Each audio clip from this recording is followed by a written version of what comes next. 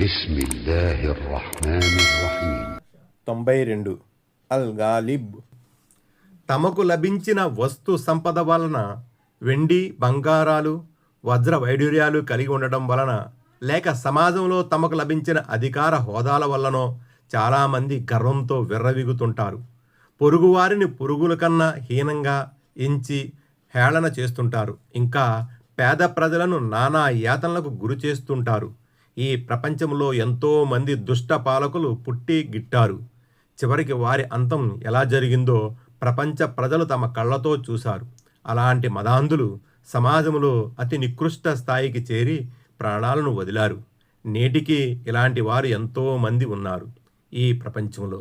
వారు రాజులే కానక్కరలేదు, వారు రాజకీయ నాయకులైనా ప్రభుత్వాధికారులైనా కావచ్చు.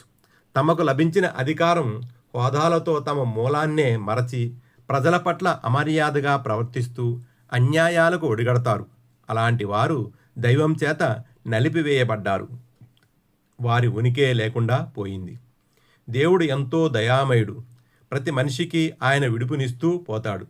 తప్పు తెలుసుకుని ప్రవర్తనను మార్చుకునేందుకు ఎంతో అవకాశాన్ని ఇస్తాడు దేవుడు.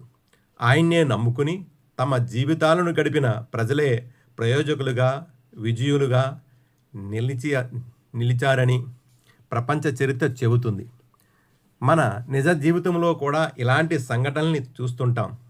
ప్రజాకంటకుడుగా మారిన ఈజిప్ట్ రాజు ఫిరౌన్ గతి ఏమైంది? దేవుడు ఎప్పుడూ బలహీనులు, అణగారిన ప్రజల పక్షానే ఉంటాడు. ఆయన్ను నమ్ముకున్న విశ్వసనీయ దాసులకు కొండంత అండగా నిలుస్తాడు. ప్రతి ఆపదలో, విపత్తులో నిజదాసుల్ని రక్షిస్తూనే ఉంటాడు ఆ స్వామి. ప్రవక్త యూసుఫ్ అలైహిస్సలాంను సోదరులు బావిలో పడవేశారు. అలాంటి ఆపదలో అల్లా ఆయన్ని అలైహిస్సలాంను రక్షించి ఈజిప్ట్ గవర్నర్గా చేశాడు. ప్రవక్త ఇబ్రహీం అలైహిస్సలాంను కూడా ఆనాటి రాజు చేత అగ్నిలో పడవేయబడ్డారు. అలాంటి సమయంలో దేవుడే ఆయన రక్షించాడు. నూహ్ అలైహిస్సలాంను ప్రజలు నానా యాతనలకు గురి చేశారు. పిచ్చివానిగా జమకట్టి హేళన చేశారు. చివరికి అలాంటి దుష్టజన సంహారం ఎలా జరిగిందో దివ్య ఖురాన్ వివరించింది. మనిషి జీవితం ఇంకా అతనికి ప్రసాదించిన శక్తియుక్తులు, అధికార హోదాలు చాలా పరిమితమైనవి. అల్లాహ్ అల్ గాలిబ్ అంటే సమస్త సృష్టిపై సంపూర్ణ అధికారాలు, ఆధిక్యం కలవాడని అర్థం. ఆయన శక్తి ముందు అందరూ బలహీనులే. మనిషికి లభించిన శక్తియుక్తులు, ధన సంపదలు, అధికారం అన్నీ అల్లా ప్రసాదితాలే. వాటిని సక్రమ రీతిలో వాడుకోవడంలోనే విజ్ఞత దాగి ఉంది. అలా చేయక హద్దుమీరి ప్రవర్తిస్తే విపత్కర పరిస్థితుల్ని, విపత్తుల్ని చవిచూడవలసి వస్తుంది.